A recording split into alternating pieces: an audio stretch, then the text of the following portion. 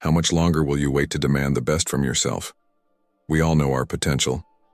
We're aware of what we need to stop doing and what we ought to start.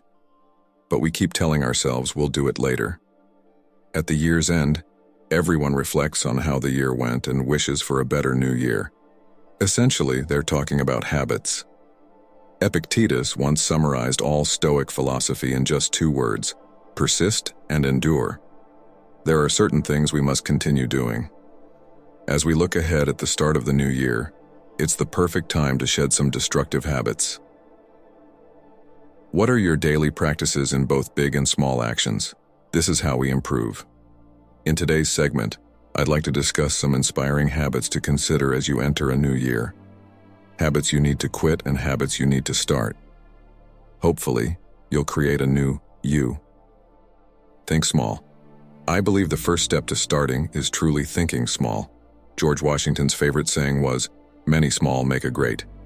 This is an old Scottish proverb that signifies the culmination of everything. Zeno, the founder of Stoicism, says, "Health is realized in small steps." Yet it's not about promising yourself to read more. It's deciding to read just a page a day. It's not a resolution to overhaul your diet or exercise routine. You don't decide, you start taking that walk. Make a small decision and then build upon it. I love James Clear's book, Atomic Habits. The concept of atomic habits shows how small changes yield remarkable results. Think about what atomic means. It's the smallest unit imaginable. So when it comes to habits, let's truly start from the tiniest. Don't deceive yourself. Don't stand in your own way. Think of the smallest thing you can begin. Don't let your anxieties rule over you. This year, don't succumb to your worries. You must stop allowing anxiety to manage you. In a passage from Marcus Aurelius's Meditations, he says, "Today I escaped anxiety," or no, I discarded it because it was within me. He implies that the culprit of your anxiety isn't the plane nor the airport. It's you. You are responsible for your emotions. You are also responsible for projecting that anxiety. It doesn't help you, it doesn't make you better, and it does nothing about the issue. You're tormenting yourself by guessing what could or could not happen. I've never been a captive of anxiety. I've never traveled somewhere or embarked on a big project and later been grateful for being so anxious about it. No, it upset the people around me. It upset me. It did nothing for me, and it won't do anything for you this year either. Establish a routine. I believe having good habits is impossible without a routine. You need to develop and create a routine. Habits and routines work together. One of my rules is not touching my phone first thing in the morning. I journal in the mornings, and one of my biggest habits is tackling my major creative project first. I don't dive into social media, meetings, or television. I engage with my significant creative project first. I reiterate, what I identify with in the morning is crucial. I am a morning person. I conquer the morning. I succeed in the morning. It wasn't just natural. It was something I needed to cultivate and build. So, you need a routine. The Winged Life says that life is irregular. Principles are necessary. There is nothing more disgraceful than uncertainty, chaos, and disorder, it says. Hence, establish a routine and stick to it. Stay committed to the routine, I repeat. These are small things. When you wake up, when you go to bed, when you have lunch, what you do, what you don't. Establish a routine and adhere to it. Command yourself to abandon your bad habits. One of the most impactful stories for me is the tale of Eisenhower and the White House. He had a habit of smoking 4 packs a day for 40 years. He said, "If you don't stop, you'll die. Your heart aches, your lungs ache ya. If you want to continue serving the country, you must stop." Eisenhower's famous words were, "I gave myself an order, and I stopped." He quit smoking after 40 years. In fact, this aligns with the Stoic idea. Epictetus says, "No one is free who is not a master of himself." Seneca notes that we are all slaves to something. Some are slaves to sex or mistresses, some to power or ambition. Perhaps some of us are slaves to that morning cup of coffee. We all know things we need to stop doing to become the person we want to be. Releasing valuable resources. One foundational habit for the upcoming year is releasing valuable resources. You say, "Oh, I don't have time." Yet install a screen time app on your phone. You have time. You're just choosing to spend it on trivial things. You watch too much news, spend too much time, doom scrolling. You say, I don't have time. Yet here you are watching this video. We spend too much time on trivial matters. One of the best habit changes I've made is gaining perspective. Of course, you need to be aware of what's happening in the world, but there's no need to obsess in real time. You don't have to consume things that make you feel terrible or catastrophize. Epictetus says that if you want to grow, you must be willing to not know some things. Focus on what matters. Lock in time to eliminate things that consume too much time to focus on acquiring better habits. Dive into relationships with people who make you better. Who are you surrounding yourself with? It's said that if you have unhealthy friends, you'll be unhealthy. If you have ambitious friends, you'll be ambitious. You become like your friends.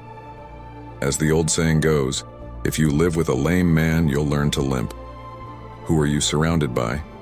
Who's your peer group? Who do you spend the most time with, and how do you average out with them? By the way, we have our Stoic living community. I'd love for you to join. It's a special Discord group where you can engage in Q&A with me, share your critiques about the videos, and discuss with other Stoic individuals. There's a link in the video description. Take a look. I believe it's one of the best things we do. The idea is, as we see in Seneca's Letters to a Stoic, even the relationship between Seneca and Lucilius, they talk with each other, teach and learn from one another. Both become better through this peer group. So, who are you spending time with this year? This is a foundational habit that will make you better this year. Stop fearing change. Look, we live in an era of chaos, a time where institutions crumble. We're in the age of innovation, creating new structures. So, the Stoics teach us not to fear what comes out of it, but to adapt ourselves to change this year, to embrace change instead of fighting it, instead of fearing or resenting it because whatever you feel will happen. According to the Stoics, what you need to focus on is saying no to what you're going to do about it, saying no to the unnecessary. Marcus says most of what we do is actually unnecessary, but when we eliminate the unnecessary by saying no to it, it gives us twice the benefit. See, then we can do the essential things better, he says. So, you must understand that saying yes to one thing means saying no to something else. But more importantly, when you say no to the unimportant, it gives you the opportunity to say yes to what truly matters. Not just a little yes, not a tepid yes, but a resounding two-footed yes. This is what you need to be successful, happy, and well. Cease fixating on the yet to come. Uncertainties tend to shroud aspirations, pulling you into an inner abyss. Rather than dwelling on the non-existent present, embrace the potency of the here and now. Release the grip of those gloomy thoughts, worries, and bleak scenarios that obscure your mind. True, uncertainties loom, and the future can be a puzzle at times, but these uncertainties should not eclipse the significance and richness of the present. Instead of magnifying negative thoughts and inner restlessness by obsessing over the future, step into the tangible reality of the present. Life extends beyond despair, uncertainties, and fears.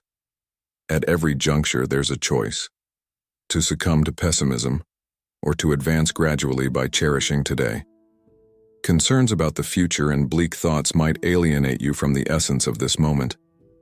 Rather than engaging in a battle with negative thoughts, acknowledging them and focusing on the reality of now can rejuvenate your inner resilience. Instead of contemplating the future, do your best today and savor the moment. Dive back into the rhythm. Falling short is inevitable. Marcus did it, everyone does. Antoninus Pius likely did too. That's why when Marcus Aurelius talks about meditating, he tells you to pick yourself up, but also to celebrate that you're human. He emphasizes the importance of returning to its rhythm. Circumstances will shake us up, disrupt things. We'll deviate from the diet we pledged for the new year. It's okay. What matters is getting back up. What matters often is sticking to it, always returning to it. Here we are, staring down the barrel of a new year. A year ago, 10 minutes ago might have been a better time to make changes, improvements within yourself.